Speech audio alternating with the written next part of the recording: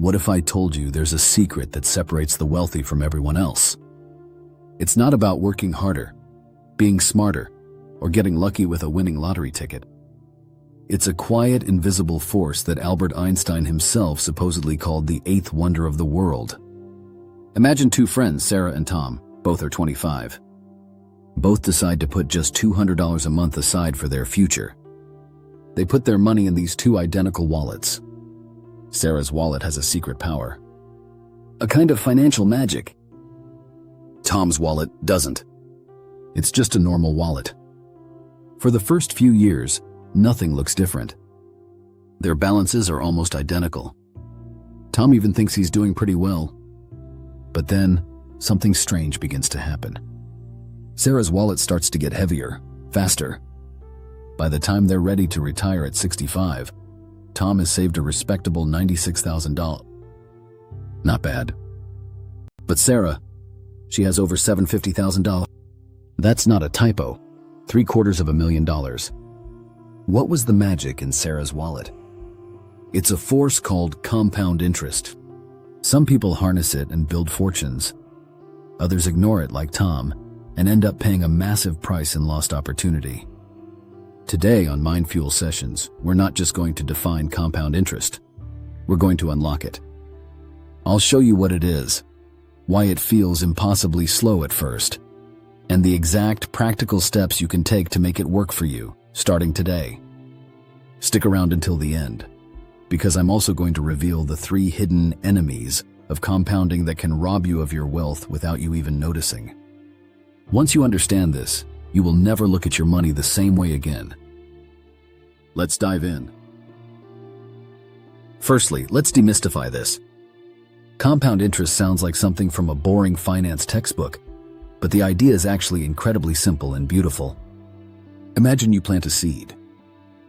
That seed grows into a small tree. That tree eventually bears fruit, and inside that fruit are more seeds. You plant those seeds and they grow into more trees.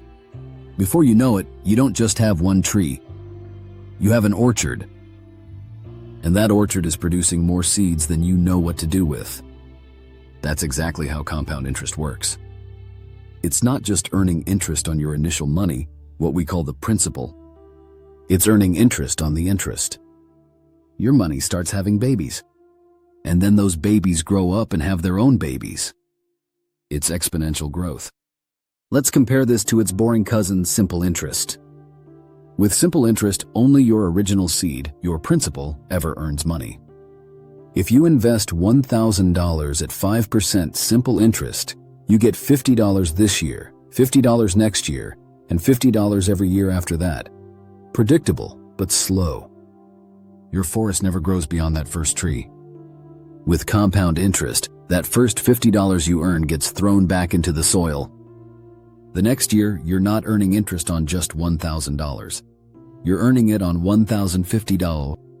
It's a tiny difference at first, but this is the tiny acorn that grows into a mighty oak.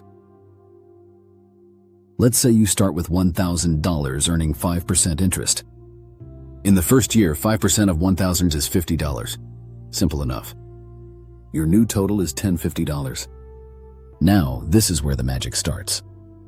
In year 2, your 5% interest isn't calculated on the original $1,000 anymore. It's calculated on your new, larger total of $1,050. That means you earn $50.50. See that? You just made an extra $2.50 out of thin air. It's not much, but it's the beginning of the snowball effect. Your new total is now $1,102.50. In year 3, it happens again. The interest is calculated on that even bigger balance, earning you just over $55. Now you're up to $11.5763. Now let's fast forward. If we kept this going, after 10 years, if you were only earning simple interest, that's a flat $50 a year, you'd have $1,500. But with the power of compounding, you'd have over $1,628. That's an extra $128 that your money earned all by itself. Stretch that out to 30 years. With simple interest, you'd have $2,500. But with compound interest, that same $1,000 grows to over $4,300. That's a massive difference. You've earned almost double the amount, just by letting your interest earn its own interest. While there's a complex-looking formula behind all this, you don't need to memorize it. You just need to understand the powerful, underlying principle. Time is the most important ingredient. Okay, so if this is so powerful, why isn't everyone rich? This brings us to the biggest psychological hurdle of compounding. In the beginning, it feels painfully slow. Our brains are wired for linear thinking. We think if we put in 1 unit of effort, we get 1 unit of reward. But compounding isn't linear. It's exponential. It follows this J-curve shape. Down here, in the first 5, 10, even 15 years, the line is frustratingly flat. This is the zone of disappointment. You check your account, you've been saving diligently, and it feels like nothing is happening. This is where most people give up. They pull their money out, they stop contributing, they say this isn't working, but they're quitting right before the magic happens. Once you pass this inflection point, the growth becomes explosive. The gains you make in year 25 can be more than all the gains from the first 15 years combined. The snowball is finally big enough that every rotation adds a massive layer of new snow. You have to have the patience and the discipline to push through the flat part of the curve to get to the explosion. So how do we put this force to work? It comes down to 3 simple golden rules. Rule 1, start as early as possible. Time is your greatest ally. It's more powerful than the amount of money you invest. Let's look at the tale of early Erica and later Leo. Early Erica starts investing $200 a month at age 25. She does this for just 10 years and then stops completely. Her total contribution is $24,000. Later, Leo waits until he's 35. He also invests $200 a month, but he does it for 30 years straight until age 65. His total contribution is $72,000, 3 times what Erica put in. Assuming an 8% average annual return, who has more money at age 65? It's Erica. And it's not even close. Leo ends up with about $295,000. But Erica, who only invested for 10 years at the very beginning, ends up with over $350,000. Why? Because her money had 40 years to grow and compound. That first decade is everything. Rule 2, be consistent. Keep feeding the machine. The best way to do this is to automate it. Set up an automatic transfer from your checking account to your investment account every payday. By making it automatic, you remove emotion and willpower from the equation. Rule 3, be patient and let it grow. This means resisting the urge to pull your money out. Every time you withdraw your earnings, you're chopping down your trees and starting over. The goal is to let the interest feed back into the system, uninterrupted, for as long as possible. Remember the J-curve. Patience is the price of admission to the exponential party. Now a crucial question. Where do you put your money so it can actually compound effectively? A standard savings account at your local bank isn't going to cut it. The interest rates are usually less than 1%, which means you're actually losing money to inflation.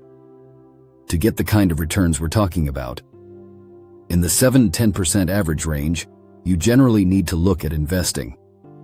For most people, the simplest and most effective way is through low-cost index funds or ETFs. Think of these as a basket that holds tiny pieces of hundreds or thousands of the biggest companies, like Apple, Amazon, and Google. You're not betting on one company. You're betting on the entire market to grow over time, which it has historically always done. Another powerful tool is dividend reinvestment plans, or DRIPs. Many companies pay out a portion of their profits to shareholders called dividends. With a DRIP, instead of getting that cash, it automatically buys you more shares of the company. It's the definition of compounding in action. Your investment is literally buying more of itself. Now that you know how to build your wealth engine, you need to know what can destroy it. There are 3 silent killers of compounding. Enemy 1, inflation. This is the rising cost of everything. If your money is growing at 7%, but inflation is at 3%, your real return is only 4%. It's a constant headwind. This is why just saving cash in the bank makes you poorer over time. You must invest to outpace inflation.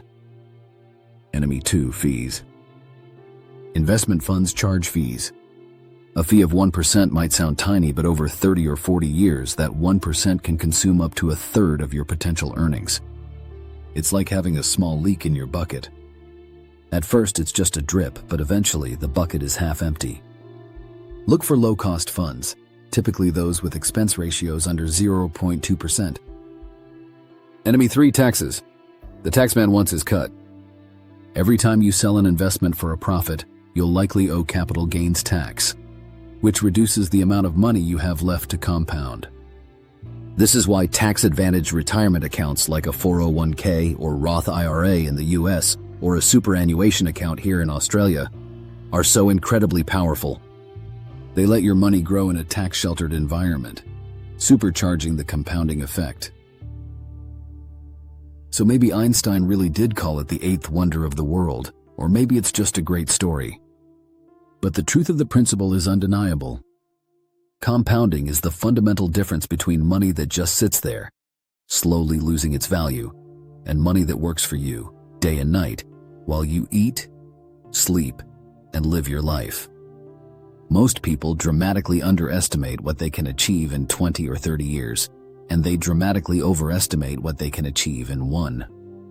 Don't be one of them. The secret is to stop waiting for the perfect time or a big lump sum of cash.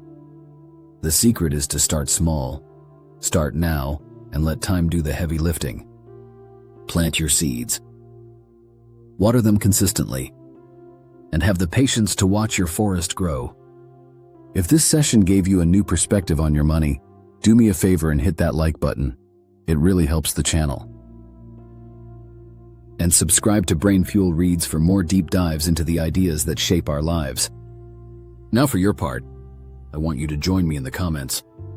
Tell me, what is one small, specific step you are going to take this month to put compounding into action? Are you going to open an investment account?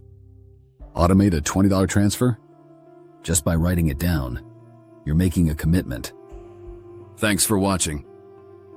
Remember, the best time to plant a tree was 20 years ago, and the second best time is today. Until next time, keep your brain fueled.